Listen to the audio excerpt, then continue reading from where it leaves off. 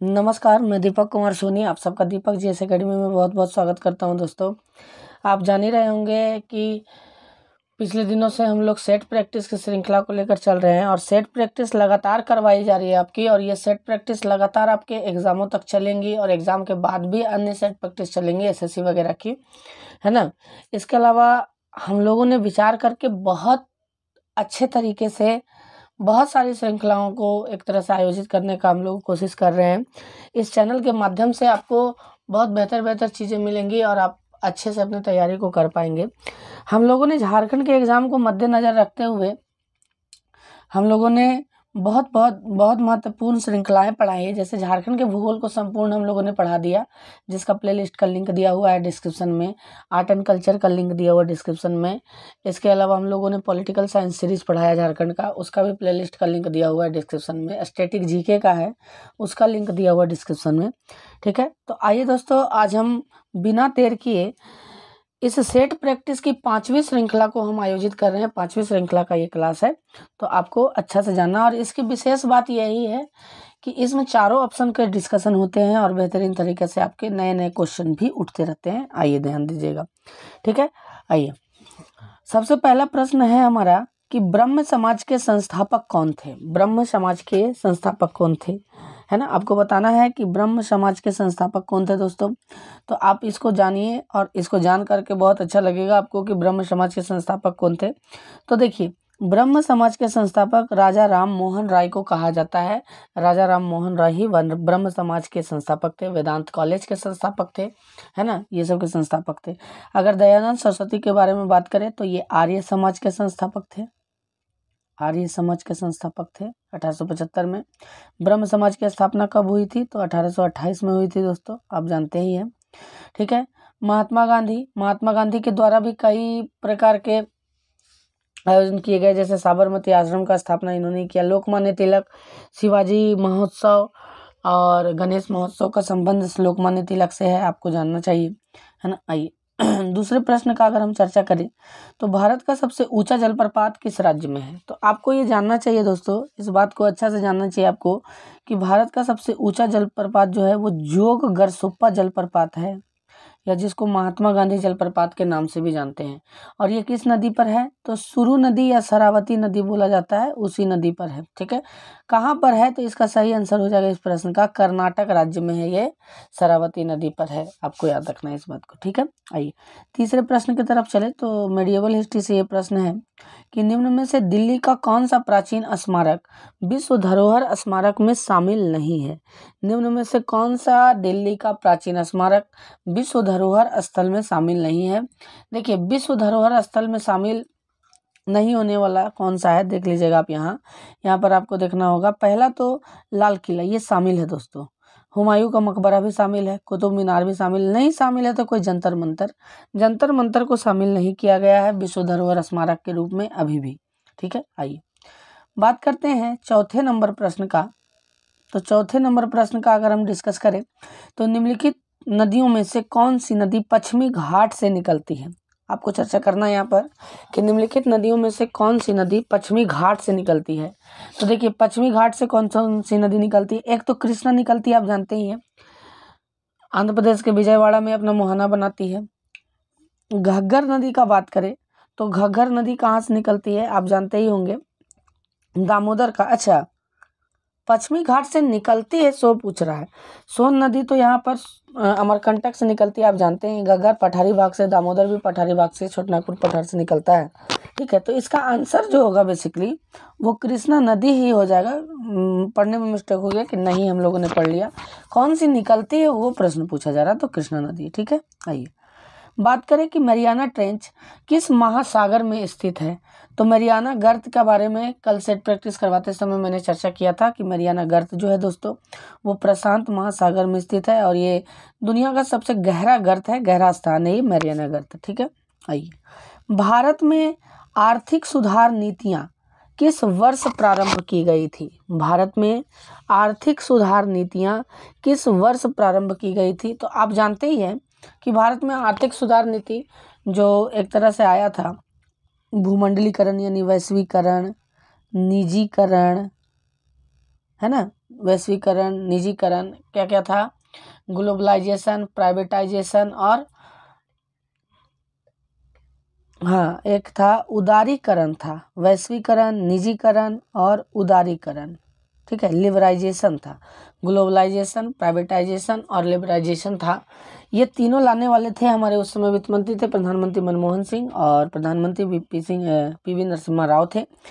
ये समय था 1991 का और यही आपका सही आंसर भी हो जाएगा कि निजी कर आर्थिक सुधार जो किए गए वो इसी समय किए गए 1991 में, ठीक है।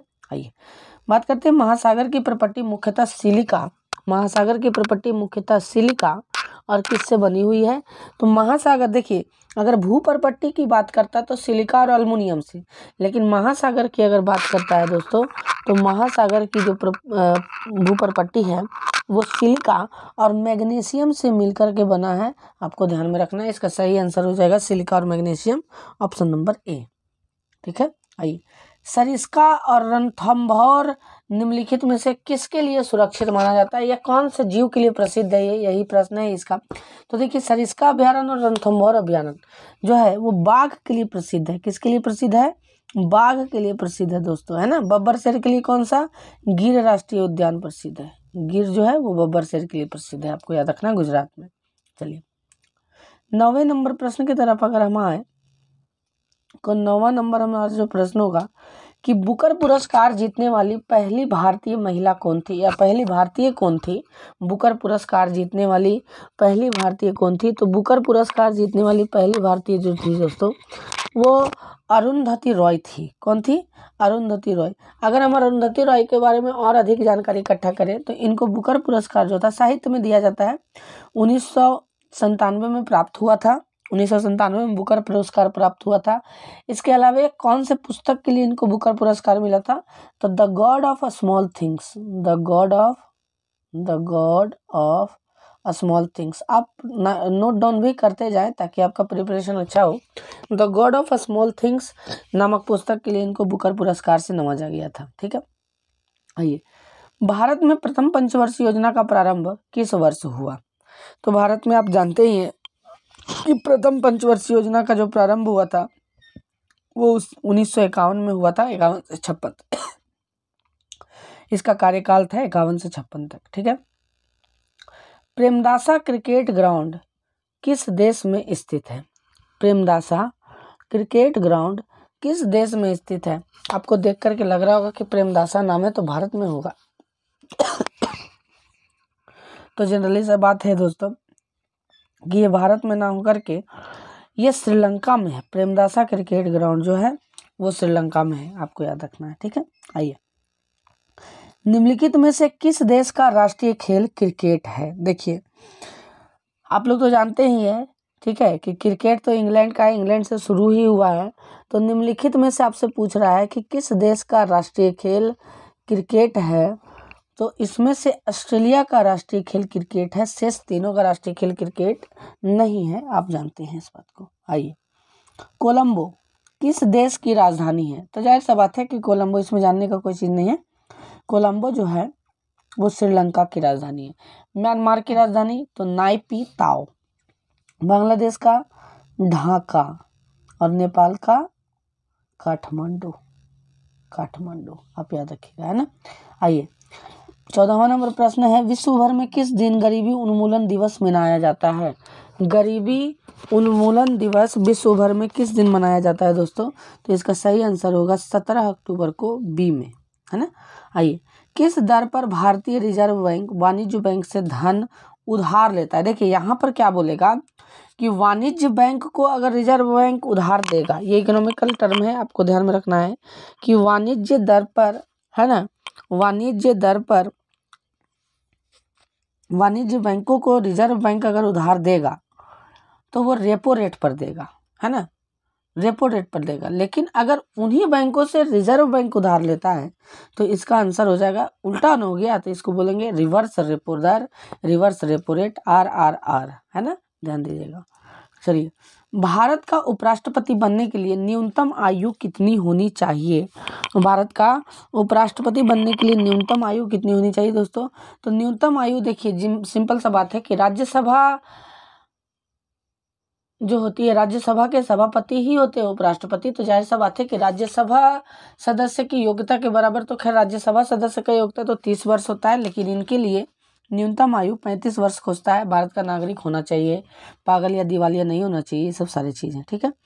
भारत में तुगलक वंश के बाद कौन सा वंश आता है? भारत में तुगलक वंश के बाद कौन सा वंश आता है? आपको बताना है कि भारत में तुगलक वंश के बाद कौन सा वंश आता है दोस्तों। तो भारत में तुगलक वंश के बाद सैयद वंश स्थापित हुआ था। अगर कभी आपको ये भूलने में दिक्कत हो तो आप इस ट्रिक को याद रखें, गुड़ खा तू साला, यहाँ साला को गुड़ खिलाना है आपको, ठीक है। ध्यान से देखिएगा, गु से गुलाम वंश हो गया, ख से खिलजी वंश हो गया, तू से तुगलक वंश हो गया, सा से सैयद वंश हो गया और ला से लोदी वंश हो गया। ये पांचों वंश थे तुगलक वंश में, आपको ध्यान में रखना है। तो तुगलक वंश के बाद आपसे पूछा जा रहा है तो सैयद वंश आएगा, ध्यान दीजिएगा। आइए 18वें नंबर प्रश्न की तरफ अगर हम चले दोस्तों, तो किस ग्रह को बौना ग्रह कहा गया है? तो सिंपल सा बात है, जो सबसे दूर होता है उसी को बौना ग्रह, क्योंकि देखने में छोटा लगता है, तो बौना ग्रह प्लूटो को ही कहा गया है बौना ग्रह के नाम से, ठीक है। बलुआ पत्थर किस प्रकार की चट्टान है? ये देखिए कितना महत्वपूर्ण प्रश्न है ये, और कई बार मैंने क्लासेस में करवाया है और भूगोल पढ़ाऊंगा तो आपको बताऊंगा ही कि बलुआ पत्थर किस प्रकार की चट्टान है। तो बलुआ पत्थर जो है दोस्तों आपकी अवसादी चट्टानों में आएंगी, सेडिमेंट्री रॉक में आएंगी, अवसादी चट्टानों में आएंगी बलुआ पत्थर, ठीक है। आइए, लोसर त्यौहार किस राज्य में मनाया जाता है? लोसर त्यौहार किस राज्य में मनाया जाता है? तो इसका सही आंसर हो जाएगा कि लोसर त्यौहार जो है वो सिक्किम में मनाया जाता है ना, सिक्किम में मनाया जाता है। आपको कमेंट में करके बताना है कि सिक्किम के वर्तमान मुख्यमंत्री कौन है ना, सिक्किम के वर्तमान मुख्यमंत्री कौन है, आपको ये चीज़ को बताना है दोस्तों, ठीक है। आइए, भारतीय संविधान में कितने अनुच्छेद हैं? तो देखिए भारतीय संविधान में अभी के अनुच्छेदों को अगर बात करें तो अभी तो 400 से पार हो गया, लेकिन यहाँ पर मूल संविधान को हम लोग मान करके और अनुच्छेद लगाएंगे तो इसका सही आंसर होगा 395 अनुच्छेद थे मूल संविधान में। देखिए 8 अनुसूचियाँ, 395 अनुच्छेद और 22 भाग है, 22 भाग थे, यही था। और आगे भी बढ़ा है, 8 से 12 अनुसूची, भाग तो 22 ही है, लेकिन 395 अनुच्छेद से अधिक बढ़ गया है, ठीक है। डेविस कप का संबंध किस खेल से है? तो देखिए डेविस कप का जो संबंध है दोस्तों वो लॉन टेनिस से होगा। डेविस कप का जो संबंध होगा वो लॉन टेनिस से है, आपको याद रखना है, लॉन टेनिस से है, ठीक है। आइए, स्वतंत्र भारत में प्रथम भारतीय गवर्नर जनरल कौन थे? स्वतंत्र भारत में प्रथम भारतीय गवर्नर जनरल कौन थे? तो आप जानते हैं इनको सी राजगोपालाचारी, चक्रवर्ती राजगोपालाचारी, इनको राजा जी के नाम से भी जाना जाता है, याद रखिएगा, है ना। राजा जी के नाम से, उपनाम से किनको जाना जाता है? तो सी राजगोपालाचारी को जाना जाता है दोस्तों, ठीक है। भारत में गांधी जी का प्रथम सत्याग्रह कहाँ हुआ था? तो भारत में आप जानते ही है, बिहार की वही पावन भूमि है दोस्तों, मोतिहारी की वही पावन भूमि है जहाँ पर गांधी जी का प्रथम सत्याग्रह हुआ था 1917 में। कब हुआ था? 1917 में। राजकुमार शुक्ल के बुलाने पर ये गए थे बेचारे, यहाँ पर नील किसानों के सहयोग में गए थे, है ना। चंपारण सत्याग्रह पहली बार भारत में गांधी जी के द्वारा किया गया था, ठीक है। एज यू लाइक इट नामक पुस्तक किसने लिखा है? एज यू लाइक इट बड़ा प्रसिद्ध पुस्तक है दोस्तों, आप बता सकते हैं इसका आंसर कि एज यू लाइक इट नामक पुस्तक किसने लिखा है? तो इंग्लिश के पिता कहे जाने वाले विलियम शेक्सपियर ने इस पुस्तक को लिखा है, एज यू लाइक इट को, ठीक है। मलयालम किस राज्य की शासकीय भाषा है? मलयालम, देखिए अगर केरल यहाँ ऑप्शन में रहता तो आप झट से मार देते कि केरल मलयालम की राजकीय भाषा है, लेकिन देखिएगा दोस्तों, है ना, कि लक्षद्वीप समूह, है ना, लक्षद्वीप समूह की भी क्या है? मलयालम ही राजकीय भाषा है, ये आपको जानना चाहिए और बड़ा अच्छा से आपको जानना चाहिए। दमन और दीव की कोंकणी राजकीय भाषा है, पुडुचेरी की तमिल है राजकीय भाषा, आप ध्यान में रखिएगा, ठीक है। आइए, एशिया में सबसे बड़े मरुस्थल का नाम क्या है? एशिया में सबसे बड़े मरुस्थल का नाम क्या है दोस्तों, आपको बताना है। तो एशिया में सबसे बड़े मरुस्थल का अगर हम बात करें तो एशिया का सबसे बड़ा जो मरुस्थल होगा, देखिए थार तो एशिया में है ही नहीं, ठीक है, थार एशिया में है ही नहीं, क्योंकि अगर ऐसा बोला जाता तो थार मरुस्थल का अगर हम बात करते हैं, ठीक है, तो थार मरुस्थल एशिया में है, चलिए ठीक है, एशिया में गलती हो गया, एशिया में नहीं है ये बोल दिए, मतलब थार जो है हमारे भारत के राजस्थान वाले रेगिस्तान को बोला जाता है, तो उतना बड़ा नहीं है वो, ठीक है। एशिया में सबसे बड़ा मरुस्थल कौन सा है? गोबी मरुस्थल। अगर दुनिया में बोलता है ये कहाँ है दोस्तों, तो मंगोलिया में है गोबी मरुस्थल। कहाँ है? मंगोलिया में है गोबी मरुस्थल, है ना। अगर आपसे बात करें कि टकला मकान का है, टकला लिखा हुआ है, टकला लिखाता है, टकला मकान, तो ये चीन में है ना। लोएस का मैदान का एक उदाहरण होता है ये। और थार हमारे झारखंड बोल रहे हैं, राजस्थान में है, भारत में है, ठीक है। अशोक किस राजवंश के राजा थे? दोस्तों आपने अगर क्लासेस नहीं किए तो आप क्लासेस करें, यहाँ से प्रश्न बहुत आ रहे हैं अभी प्राचीन भारत ही। अगर आप इधर संबंधित है यूट्यूब चैनल को सब्सक्राइब करें, क्योंकि मैं ऑन बोर्ड क्लास भी देता हूँ, ठीक है। तो आप क्लास भी इससे कर सकते हैं कि अशोक किस राजवंश के थे, है ना। तो अशोक किस राजवंश के थे? तो मौर्य राजवंश के थे, अशोक थे, है ना। गुप्त काल में सर्वाधिक अभिलेख किस शासक के मिलते हैं? गुप्त काल में सर्वाधिक अभिलेख किस शासक के मिलते हैं? तो आपको जानना चाहिए कि देखिए, गुप्त काल में जो सर्वाधिक अभिलेख प्राप्त होता है, जाहिर सा बात है कि जिसने उस समय निर्माण कार्य करवाया होगा उन्हीं के अभिलेख सर्वाधिक प्राप्त होते। जैसे नालंदा विश्वविद्यालय को कुमारगुप्त प्रथम ने बनवाया था, तो इन्हीं के सर्वाधिक अभिलेख प्राप्त होते हैं, कुमारगुप्त प्रथम के ही। नालंदा विश्वविद्यालय के निर्माणकर्ता थे ये, ठीक है। आइए 30वें नंबर प्रश्न की तरफ अगर हम बढ़े, तो 30वां नंबर जो प्रश्न है हमारा दोस्तों वो ये है, ध्यान दीजिएगा। और ये सामान्य अध्ययन का लास्ट क्वेश्चन भी होगा। केंद्र एवं राज्य के बीच वित्तीय विवादों के निपटारे हेतु मुख्य एजेंसी कौन सी है? केंद्र एवं न्याय के बीच वित्तीय विवादों के निपटारे हेतु मुख्य एजेंसी कौन सी है? तो देखिए यहाँ पर कई लोगों का मानना होगा कि वित्त आयोग होगा, लेकिन वित्त आयोग क्या करता है दोस्तों? ये अनुशंसा करता है कि राज्य सरकार को इतना हिस्सा देना चाहिए। ऐसा नहीं है कि इसने बोल दिया और केंद्र सरकार दे दी, नहीं, इसका निर्णय सर्वोच्च न्यायालय लेती है। अनुच्छेद 138 में इस बात की व्याख्या है ना। अनुच्छेद 138 में इस बात की व्याख्या है कि सर्वोच्च न्यायालय ही केंद्र और राज्य के बीच के विवादों को सुलझाएगा। अनुच्छेद 138 में ये है, आपको अच्छा से इसको ध्यान में रखना चाहिए और नोट डाउन करते चलना चाहिए। फिर पॉलिटिकल हम लोग पढ़ेंगे तो उसमें जरूर जानेंगे, ठीक है। आइए अब झारखंड सामान्य ज्ञान की तरफ हम लोग बढ़ते हैं दोस्तों। झारखंड सामान्य ज्ञान में बोकारो स्टील प्लांट कब स्थापित किया गया? बोकारो स्टील प्लांट कब स्थापित किया गया? तो ये देखिए, बोकारो स्टील प्लांट जो था, ध्यान से समझिएगा, इससे बहुत ज़्यादा प्रश्न भी पूछे जाते हैं। 1964 में स्थापित हुआ और 1972 में इसमें उत्पादन प्रारंभ हो गया, यानी उत्पादन प्रारंभ हो गया, ठीक है। उत्पादन कई बार पूछता है कि बोकारो स्टील प्लांट का जो स्थापना था वो किस देश की सहायता से हुआ? तो रूस की सहायता से हुआ था दोस्तों, है ना। रूस की सहायता से हुआ था बोकारो स्टील प्लांट की स्थापना, आप याद रखिएगा, ठीक है। आइए, झारखंड सरकार ने भीमराव अंबेडकर आवास योजना किसके लिए शुरू की है? झारखंड सरकार ने भीमराव अंबेडकर आवास योजना किसके लिए शुरू की थी? तो देखिए, भीमराव अंबेडकर आवास योजना जो थी वो लगभग 2016 में स्टार्ट किया गया था दोस्तों। 14 अप्रैल, वही भीमराव अंबेडकर के जन्म के दिन 2016 में विधवाओं के लिए स्टार्ट किया गया था। रघुवर दास ने, माननीय मुख्यमंत्री उस समय के रघुवर दास ने भीमराव अंबेडकर आवास योजना को शुरू किया था विधवाओं के लिए, ठीक है। मुख्यमंत्री कृषि आशीर्वाद योजना का शुभारंभ कब किया गया?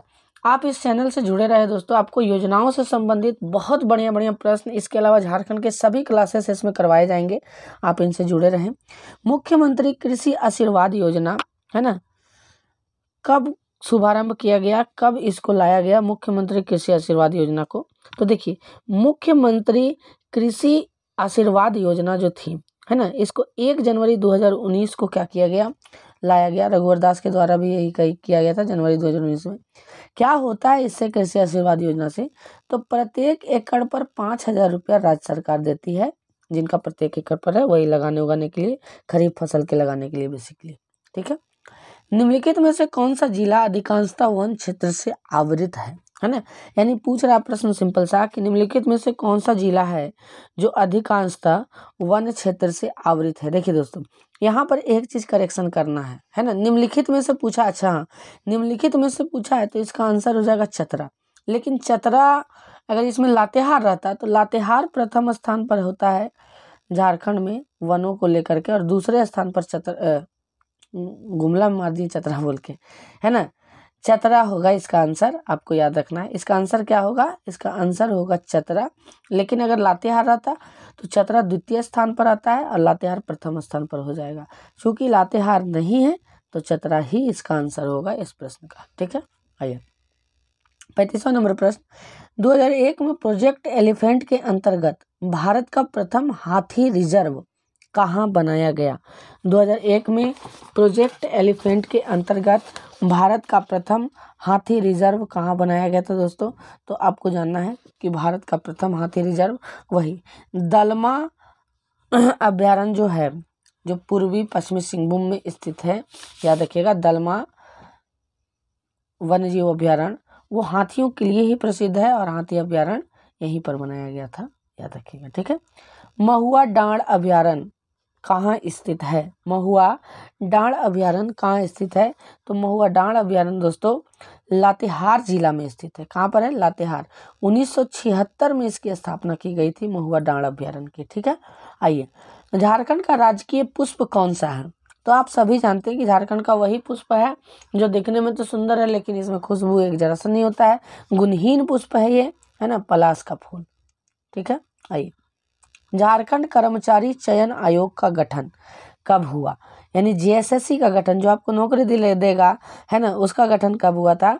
तो जेएसएससी का गठन जो हुआ था, ध्यान से देखिएगा आप, जेएसएससी का गठन दोस्तों 2011 में हुआ था। झारखंड कर्मचारी आयोग का गठन सीआर सहाय, है ना, सीआर सहाय इसके प्रथम अध्यक्ष थे, जेएसएससी के प्रथम अध्यक्ष थे। ठीक है, झारखंड के किस शहर को मैनचेस्टर ऑफ ईस्ट कहा जाता है? ठीक है, झारखंड के किस शहर को मैनचेस्टर ऑफ ईस्ट के नाम से जाना जाता है? तो आपको जानना है कि झारखंड के रांची को मैनचेस्टर ऑफ ईस्ट, या तो बोल दें हम इसको झारखंड का शिमला, या मेरिस्टिस पैराडाइज, या शहीदों का नगर, ये सब के नाम से जाना जाता है रांची को। आइए 40वें नंबर प्रश्न की तरफ अगर हम चलते हैं दोस्तों, तो 40वां नंबर हमारा प्रश्न है कि झारखंड का राजकीय वृक्ष कौन सा है? ठीक है, तो झारखंड का राजकीय वृक्ष कौन सा है? तो आप जानते ही हैं कि जो झारखंड में सर्वाधिक मात्रा में पाई जाती है साल के वृक्ष, या इसी को सखुआ का या सरई का वृक्ष भी बोलते हैं, साल के वृक्ष। आदिवासियों में पूजनीय है सखुआ, वही जिसका दत्तुन करते हैं हम लोग, आदिवासियों में पूजनीय है, आपको याद रखना है इस बात को। ठीक है, झारखंड का पहला हवाई अड्डा कहाँ बनाया गया? तो वही है बिरसा मुंडा हवाई अड्डा, तो रांची में है दोस्तों। ठीक है, 41वें नंबर प्रश्न का आंसर होगा बिरसा मुंडा हवाई अड्डा रांची। और ये एकमात्र इंटरनेशनल एयरपोर्ट है झारखंड का, इसके अलावा कोई भी इंटरनेशनल एयरपोर्ट झारखंड में नहीं है। ठीक है, संथाल विद्रोह का नेतृत्व किसने किया था? तो सिंपल सा है, सिद्धू कान्हू भैरव चांद। देखिए ये चारों भाई थे, झानो फूलो भी दो बहन थी, तो उनका भी नाम रहता तो यहाँ पर हो जाता। तो इसका सही आंसर जो होगा ऑप्शन नंबर सी, उपयुक्त दोनों।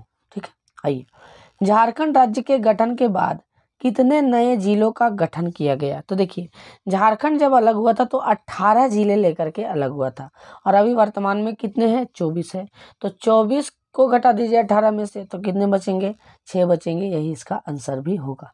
ठीक है, झारखंड में प्रखंडों की कुल संख्या कितनी है? तो झारखंड में प्रखंडों की कुल संख्या, देखिए दोस्तों झारखंड में प्रखंडों की जो कुल संख्या है ना, वो 263 है। ठीक है, कितना है? 263 अगर गिनती से देखा जाए तो। चूंकि यहाँ पर क्लोज ऑप्शन 264 दिख रहा है, तो इस 264 को ही हम लोग आंसर मानेंगे और इसको मारेंगे। ठीक है, आइए बिरसा मुंडा का जन्म कब हुआ था? देखिए ये सिंपल सा क्वेश्चन है, आपको बताना है कि बिरसा मुंडा का जन्म कब हुआ था।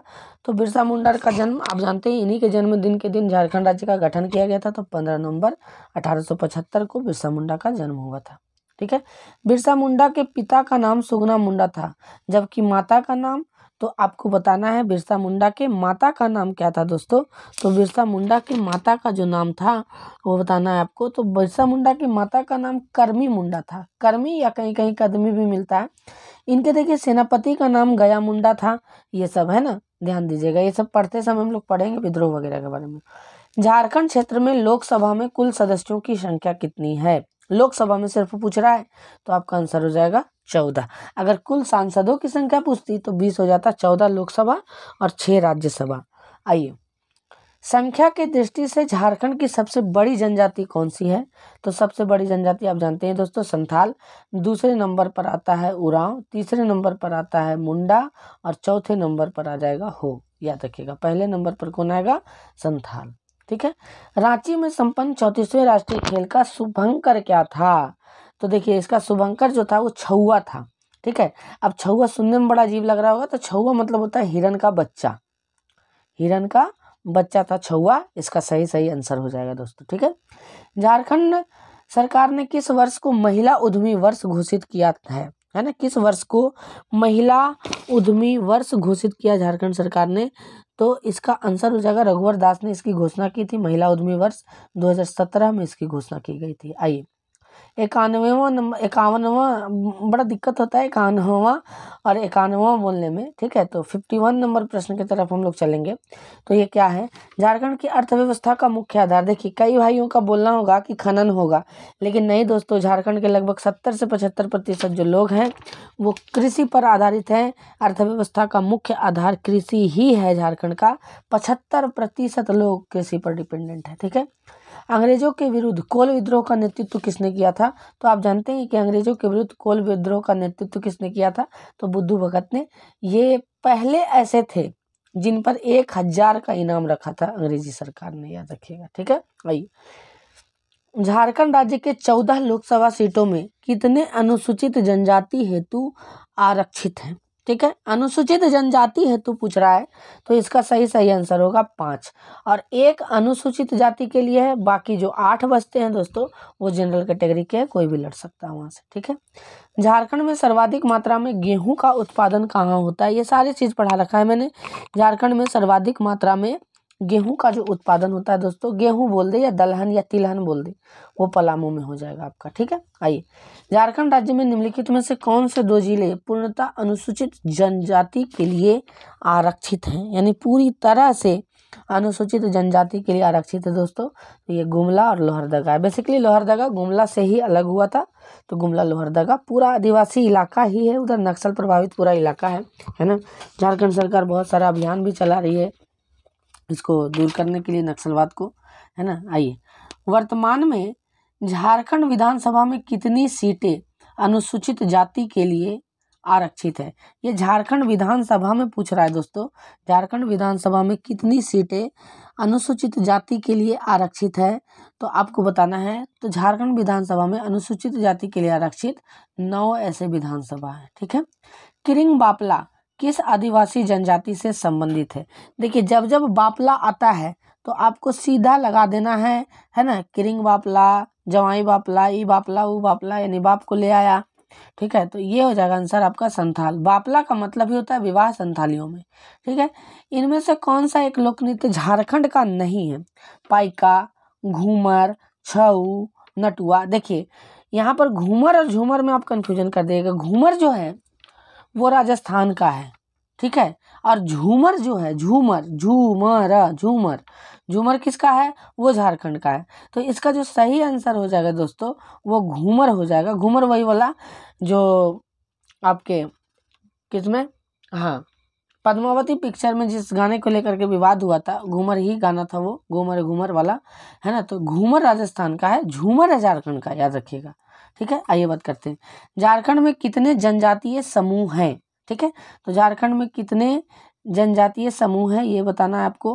तो झारखंड के जनजातीय समूहों की संख्या आपसे पूछी जा रही है। तो झारखंड में 32 जनजातीय समूह है जिनको मान्यता प्राप्त है। राष्ट्रपति अनुच्छेद 342 के तहत ही क्या करते हैं? 42 के तहत, अनुच्छेद 42-43 के तहत क्या करते हैं? इनको मान्यता प्रदान करते हैं। ठीक है। झारखंड के किस शहर को खेल नगरी के नाम से भी जाना जाता है? झारखंड के किस शहर को खेल नगरी के नाम से भी जाना जाता है? तो आपको याद रखना जमशेदपुर को। इसके अलावा जमशेदपुर को दोस्तों झारखंड का पिट्सबर्ग, झारखंड का कोयला नगरी, झारखंड का कोयला नगरी, सॉरी, धनबाद को झारखंड का कोयला नगरी कहा जाता है। कोयला नगरी इसको कहा जाता है। ठीक है। झीलों का शहर, ये सब जो है, ये सब किसको? झारखंड का शिमला, रांची को कहा जाता है। ठीक है। आइए 61वें नंबर प्रश्न की तरफ हम लोग चले दोस्तों। तो आयुष्मान भारत प्रधानमंत्री जन आरोग्य योजना की शुरुआत प्रधानमंत्री नरेंद्र मोदी ने झारखंड राज्य में किस स्थान से किया था? ठीक है। तो प्रधानमंत्री नरेंद्र मोदी ने झारखंड राज्य में, जाहिर सी बात है कि प्रधानमंत्री आएंगे तो कहाँ आएंगे, रांची आएंगे, तो रांची से ही किया था, आपको याद रखना, ठीक है। झारखंड में पाए जाने वाली मुख्य वनोत्पादन साल के पुष्पों को सरई फूल तथा इसके बीजों से निकाले जाने वाले तेल को क्या कहा जाता है? मोस्ट इंपॉर्टेंट पॉइंट, इसके तेल को क्या कहा जाता है? तो इसके तेल को दोस्तों कुजरी का तेल कहा जाता है ना। कौन सा तेल कहा जाता है? कुजरी का तेल कहा जाता है, आपको याद रखना, ठीक है। आइए, राजस्व प्राप्ति के दृष्टि से झारखंड का प्रमुख गौण उत्पाद क्या है? राजस्व प्राप्ति के दृष्टिकोण से झारखंड का प्रमुख गौण उत्पाद क्या है? तो झारखंड का जो प्रमुख गौण उत्पाद है दोस्तों, वो है बीड़ी, जिससे बनता है केंदू का पत्ता। केंदू का पत्ता ही गौण उत्पाद के रूप में है ना, याद रखिएगा। झारखंड राज्य में भारत सरकार द्वारा तसर अनुसंधान केंद्र की स्थापना कहाँ की गई है? तो ये तो सभी जानते हैं कि रांची के नामकुम में इसकी स्थापना की गई है दोस्तों। कहाँ पर? तसर अनुसंधान के रांची के नामकुम में नहीं, रांची के नगड़ी में किया गया है इसका स्थापना, है ना, याद रखिएगा। चलिए, नलकूप द्वारा झारखंड के किस जिले में सर्वाधिक सिंचाई की जाती है? नलकूप द्वारा झारखंड के किस जिले में? सारा प्रश्न पढ़ाया हुआ है दोस्तों, अगर आपने नहीं पढ़ा है तो आप बेहतर तरीके से जाकर के तैयारी करें और अच्छे से पूरा का पूरा प्लेलिस्ट भूगोल का बना हुआ है, आप जाकर के तैयारी करें, है ना। 65वां नंबर प्रश्न है, नलकूप द्वारा झारखंड के किस जिले में सर्वाधिक सिंचाई की जाती है? तो 65वें नंबर प्रश्न का आंसर हो जाएगा दोस्तों, तो नलकूप से सर्वाधिक सिंचाई जो होता है वो लोहरदगा क्षेत्र में होता है, लोहरदगा गुमला क्षेत्र में होता है ना, ध्यान दीजिएगा। पहली बार महात्मा गांधी ने के साथ झारखंड कौन आए थे? ठीक है, पहली बार महात्मा गांधी के साथ झारखंड कौन आए थे? तो इसका सही आंसर हो जाएगा, तो महात्मा गांधी के साथ दोस्तों देखिए, श्याम कृष्ण सहाय के बुलावे पर महात्मा गांधी झारखंड आए थे सबसे पहली बार, और इनके साथ तीनों, है ना, ब्रजकिशोर बाबू, आपको याद रखना है कि ब्रजकिशोर बाबू भी आए थे। कस्तूरबा गांधी उनकी पत्नी थी, देवदास गांधी उनके पुत्र से सबसे छोटे, है ना, ये सभी आए थे। इसका आंसर जो हो जाएगा ये हो जाएगा, सभी हो जाएगा, है ना, याद रखिएगा। यूनेस्को द्वारा किस वर्ष छऊ नृत्य को विश्व विरासत नृत्य घोषित किया गया था? यूनेस्को द्वारा किस वर्ष छऊ नृत्य को विश्व विरासत नृत्य घोषित किया गया था दोस्तों? तो आपको याद रखना है, छऊ नृत्य को विश्व विरासत नृत्य जो था वो 2010 में घोषित किया गया था। पुरुष प्रधान नृत्य है बेसिकली, है ना, याद रखिएगा। निम्नलिखित में से किस जनजाति को सिंधु घाटी सभ्यता का प्रतिस्थापक भी बोला जाता है? देखिए, ये सबसे पुराना जनजाति है जिसका ऋग्वेद से लेकर के पुराणों तक व्याख्या मिलता है दोस्तों। 68वां नंबर प्रश्न का आंसर हो जाएगा सी, असुर जनजाति, लोहा गलाकर औजार बनाने वाली जनजाति, ठीक है। बेमेल युग्म की पहचान करें, एक प्रश्न ऐसा देता ही है कि बंसी, देखिएगा, बेमेल युग्म की पहचान करना है आपको, तो इसका आंसर क्या हो जाएगा, ध्यान से देखिएगा कि बंसीधर मंदिर गढ़वा में, ठीक है, बंसीधर मंदिर कहाँ है? गढ़वा में है, ठीक है। उग्रतारा मंदिर लातेहार में है, ठीक है। महामाया मंदिर गुमला में, ठीक है। तपोवन मंदिर दुमका में ना होकर के दोस्तों, तपोवन मंदिर देवघर में है, और ये बेमेल यही है, इसका आंसर ये हो जाएगा, ठीक है, याद रखिएगा। बेमेल युग्म की पहचान करें, 70वां नंबर प्रश्न है और झारखंड सीरीज का अंतिम प्रश्न है। बेमेल युग्म की पहचान करें। खदानों का शहर धनबाद, चलिए बहुत बढ़िया, सही है। कारखानों का शहर दोस्तों, है ना, कारखानों का शहर आपसे पूछा जा रहा है, तो ये गलत हो जाएगा। कारखानों का शहर बोकारो को नहीं कहा जाता है, ठीक है। कारखानों का शहर जमशेदपुर को कहा जाता है। मंदिरों का शहर देवघर, शहीदों का शहर रांची, हाँ, इसका आंसर बी हो जाएगा, आपको याद रखना है। आइए, अब हम लोग चलते हैं दोस्तों, अब हम लोग साइंस पोर्शन की तरफ चलेंगे और साइंस पोर्शन को पढ़ेंगे। सामान्य विज्ञान के 20 प्रश्न होते हैं जिसको पढ़ेंगे हम लोग। शरीर से हृदय की ओर रक्त ले जाने वाली रक्त धमनियों को, या रक्त धमनी बोल रहे हैं, सॉरी, रक्त वाहिनी को, ठीक है, क्या कहा जाता है? शरीर से हृदय की ओर, तो आप जानते हैं कि रक्त जो है वो शिराओं के द्वारा शरीर से हृदय की ओर जाती है, शिराओं के द्वारा, और हृदय से शरीर की ओर धमनियों के द्वारा जाती है दोस्तों, आपको याद रखना है, ठीक है। आइए, वृक्क रोग किस प्रदूषक के कारण होता है? यानी किडनी का रोग किस प्रदूषक के कारण होता है? तो आप जानते हैं कि किडनी जो खराब होगा वो कैडमियम के अत्यधिक उपलब्धता के कारण होगा, और आपने पढ़ा भी होगा इटाई रोग, ठीक है। तो इटाई रोग किसके कारण होता है? तो कैडमियम की अधिकता के कारण ही होता है, कैडमियम की अधिकता के कारण ही होता है। और मीना माटा रोग जो है दोस्तों वो पारा के अधिकता के कारण होता है। तो इटाई बेसिकली वही किडनी को ही प्रभावित करता है। चलिए, अंतरिक्ष यात्री अंतरिक्ष में सीधा खड़ा नहीं रह सकता, इसका मुख्य कारण क्या है? ठीक है, ये सब प्रश्न पढ़ाए जाएंगे। ठीक है, इसका मुख्य कारण क्या है? तो यहाँ मोबिलिटी बहुत कम होता है, नहीं ऐसा नहीं है। गुरुत्वाकर्षण अनुपस्थिति, हाँ ये आंसर हो जाएगा कि गुरुत्वाकर्षण की अनुपस्थिति नहीं रहती है, जिसके कारण पैर जमेगा ही नहीं, इसलिए सीधा नहीं खड़ा रह पाता है। ठीक है, आइए विटामिन B2 का अन्य नाम क्या है? तो विटामिन B2 का आप सभी जानते हैं दोस्तों कि राइबोफ्लोविन नाम है, ये कॉमन सा क्वेश्चन था। ठीक है, इनमें से क्या होगा यदि साधारण नमक पानी में मिलाया जाए? क्वथनांक और गलनांक दोनों बढ़ जाएंगे। देखिए एक चीज को आपको जानना है यहाँ पर, ठीक है, कि पानी में अगर अशुद्धि को मिलाया जाए तो बॉइलिंग पॉइंट और फ्रीजिंग पॉइंट, ठीक है, दोनों का दोनों क्या हो जाता है? बढ़ जाता है। तो इसका आंसर भी यही होगा। और इसको आप देख सकते हैं क्या हो जाएगा, है ना, इसको आप देख सकते हैं कि इसी का प्रयोग क्या किया जाता है? बर्फ उर्फ जमाने में किया जाता है दोस्तों। इसलिए आप देखते होंगे कुल्फी वगैरह खाते होंगे तो नीचे में नमकीन टाइप का लगता होगा आपके, है ना, याद रखिएगा। ट्रांसफार्मर परिवर्तन करने की ये एक युक्ति है। ट्रांसफार्मर किस करंट को किस करंट में परिवर्तित करेगा, यही आपको बताता है। तो डीसी को एसी में कन्वर्ट करता है। ये किस में कन्वर्ट करता है? डीसी को एसी में कन्वर्ट करता है दोस्तों। डीसी करंट को एसी करंट में कन्वर्ट करता है, डायरेक्ट करंट को अल्टरनेटिंग करंट में। ठीक है, डीसी को एसी में नहीं, डीसी को एसी में तो नहीं होना चाहिए, है ना। इसका जो आंसर होगा, इसका आंसर गलत है शायद। डीसी को एसी में नहीं, एसी को डीसी में करेगा ये, है ना, एसी को डीसी में करेगा, आपको याद रखना है।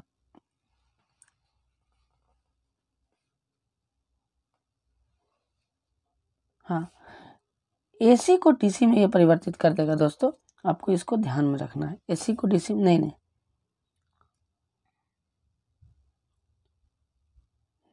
नहीं, इसका सही आंसर यही है, डीसी को एसी में परिवर्तित करेगा। ये कौन सा ट्रांसफार्मर परिवर्तित करता है, आइए जानते हैं। तत्वों एवं यौगिकों के अणुओं को किसके द्वारा दर्शाया जाता है? तत्वों एवं यौगिकों के अणुओं को, ठीक है,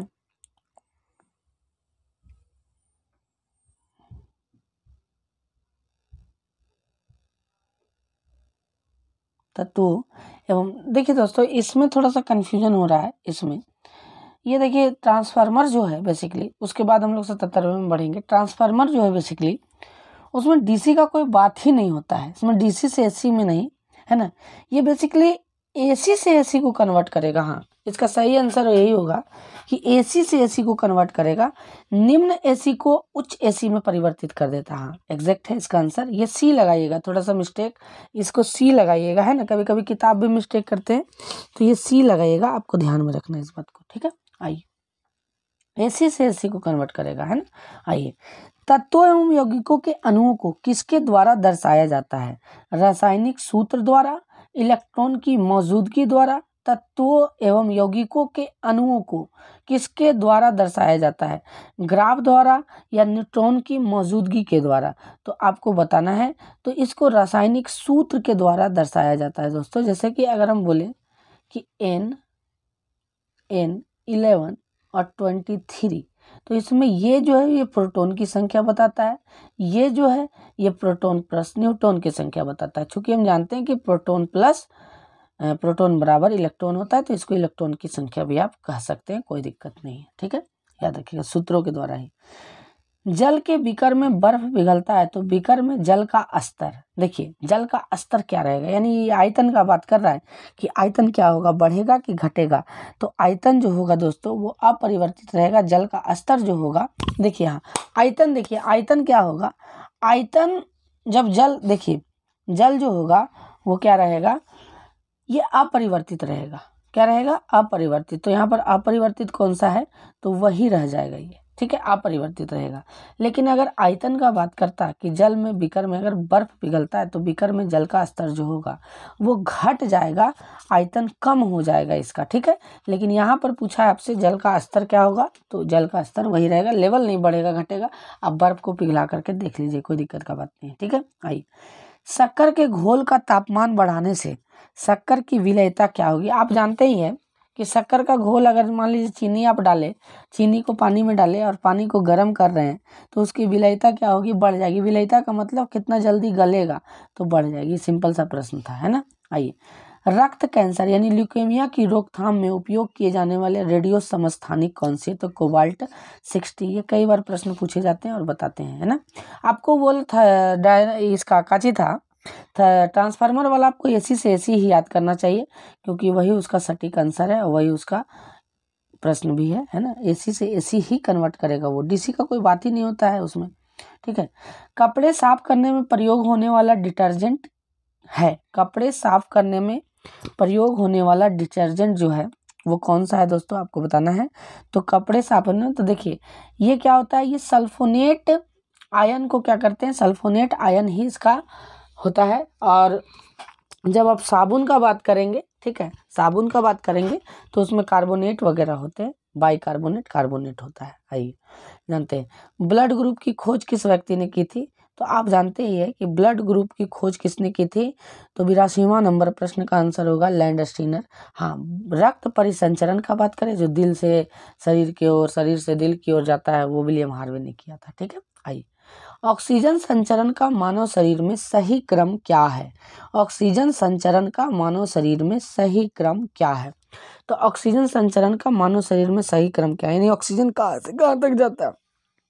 तो देखिए सबसे पहले तो ऑक्सीजन जो होगा वो फेफड़ा में जाएगा, फेफड़ा से आपका इसमें जाएगा, खून में जाएगा यानी रक्त में जाएगा, फिर उसके बाद कोशिकाओं तक जाएगा। कोशिका अगर नहीं है ऑप्शन में तो ऊतक तक यानी टिश्यू तक जाएगा। तो इसका सही आंसर जो हो जाएगा वो सी हो जाएगा, आपको याद रखना है, ठीक है। आइए, बीएमडी एक टेस्ट है, देखिए बोन मैरो डेंसिटी टेस्ट है, बोन मैरो बोल रहे हैं, बोन मिनरल डेंसिटी टेस्ट है ये, है ना। बोन मिनरल टेस्ट क्या होता है, जब किसी व्यक्ति को ऑस्टियोपोरोसिस, है ना, जब किसी व्यक्ति को क्या होता है ऑस्टियोपोरोसिस यानी हड्डी की क्षीणता नामक रोग होती है, तो उसके लिए जांच करवाया जाता है बोन मिनरल डेंसिटी टेस्ट, यानी कैल्शियम की मात्रा कितनी बची नहीं बची सो, है ना। जीवाणु जनित रोग नहीं है, यानी बैक्टीरिया से होने वाला निम्न में से कौन सा रोग नहीं है, तो आपको बताना है। तो देखिए बैक्टीरिया से देख लीजिए, यहाँ टेटनस भी क्या है, बैक्टीरिया टेटनस भी क्या है दोस्तों, तो टेटनस जो है वो बैक्टीरिया से होने वाला रोग है, ठीक है। बैक्टीरिया से होने वाला रोग है टेटनस, आपको याद रखना बैक्टीरिया से ही होता है ना। बैक्टीरियम टेटेनी के कारण होता है ना, याद रखिएगा। लेप्रेसी, लेप्रेसी का मतलब होता है आपका कोढ़ जो बोलते हैं ना, तो ये भी लेप्रेसी नामक जीवाणु के कारण। प्लेग, प्लेग चूहों में पाए जाने वाले पिस्सियों के कारण होता है, ठीक है। और उसके बाद इन्फ्लुएंजा बोले तो देखिए बेसिकली इन्फ्लुएंजा को वायरल फीवर ही बोलते हैं, तो इसलिए इन्फ्लुएंजा जीवाणु से नहीं बल्कि विषाणु से होते हैं, यही इसका आंसर हो जाएगा, आपको याद रखना है, ठीक है। मॉडर्न जेनेटिक्स के पिता किनको कहा जाता है ना। आधुनिक आनुवांशिकता का जनक किनको कहा जाता है, तो जाहिर सा बात है तो डब्ल्यू बेटसन को कहा जाता है। जबकि जेनेटिक्स, ध्यान से सुनिएगा, मॉडर्न जेनेटिक्स का अगर पूछे तो डब्ल्यू बेटसन हो जाएंगे इसके आंसर। लेकिन अगर जेनेटिक्स यानी कि आनुवांशिकता का पिता बोले तो आनुवांशिकता का पिता ग्रेगर जॉन मेंडल को कहते हैं, उन्होंने ही बेचारे ने किया था, ठीक है। किसका, पौधों का, आपका मटर का पौधा, इसका पौधा ले करके और उसके बाद संक्रमण करवाया था। और डब्ल्यू बेटसन को आधुनिक जेनेटिक्स का पिता कहा जाता है, याद रखिएगा, है ना। चिप्स की थैली में कौन सी गैस भरी होती है, तो जाहिर सा बात है नाइट्रोजन गैस भरा हुआ होता है इसमें, सबको जानते होंगे। मोटर वाहन की बैटरी में कौन सा अम्ल प्रयोग होता है, तो सल्फ्यूरिक अम्ल, ये सब जानते हैं। H2SO4 होता है उसमें दोस्तों, H2SO4, इसको खट्टा तेजाब भी बोला जाता है ना। आइए, सिरके का मुख्य अंग कौन सा है, यानी सिरका में कौन सा अम्ल पाया जाता है, तो आपको बताना है। तो सिरका में एसिटिक एसिड पाया जाता है दोस्तों, आपको जानते चलना है। सिरका में कौन सा एसिड पाया जाता है, एसिटिक एसिड, सिरका में एसिटिक एसिड पाया जाता है। इसका जो फॉर्मूला हो जाएगा वो CH3COOH, है ना, याद रखना आपको। एसिटिक एसिड पाया जाता है, आपको याद रखना, ठीक है। अम्लीय वर्षा में कौन सा अम्ल होता है, तो अम्लीय वर्षा में कौन सा अम्ल होता है, तो जाहिर सा बात है देख लीजिए यहाँ पर अम्लीय वर्षा में दो ही अम्ल तो मुख्य भूमिका में होते हैं, एक होता है H2SO4 और दूसरा जो होता है दोस्तों वो HNO3 है ना। इसको नाइट्रिक एसिड बोलते हैं और इसको H2SO4 बोलते हैं। तो देखिए यहाँ H2SO4 तो है नहीं, नाइट्रिक अम्ल है, तो इसका सही आंसर ये हो जाएगा। आशा करते हैं दोस्तों कि आपको ये कड़ी बहुत अच्छी लगी होगी और ये श्रृंखला पसंद आ रही होगी। देखिए कहीं कहीं क्या होता है कि डिस्कशन करना ज़रूरी हो जाता है, जैसे ट्रांसफार्मर वाला। ट्रांसफार्मर में बुक में जो भी ABCD लिख करके दिया था वो गलत दिया हुआ था एक चीज़, है ना। तो जिसको मैंने सुधारा कि वो AC से AC में कन्वर्ट होता है, ठीक है। आप अच्छे से इसका कुछ कुछ प्रश्नों का नोट्स भी बनाते चले और इसके अलावा सेट प्रैक्टिस लगातार करें दोस्तों। ये आपके लिए काफ़ी आवश्यक है, पढ़ने से ज़्यादा आवश्यक सेट प्रैक्टिस करना है, ठीक है। तो बहुत बहुत धन्यवाद दोस्तों, शुभ रात्रि। अगर अच्छा लगे तो शेयर सब्सक्राइब लाइक वगैरह करें ताकि आपके भाई का चैनल आगे बढ़े दोस्तों, और आपकी दुआएं लगे। और हाँ, दुआ में बहुत ज़्यादा याद रखिएगा। बहुत बहुत धन्यवाद, शुभ रात्रि।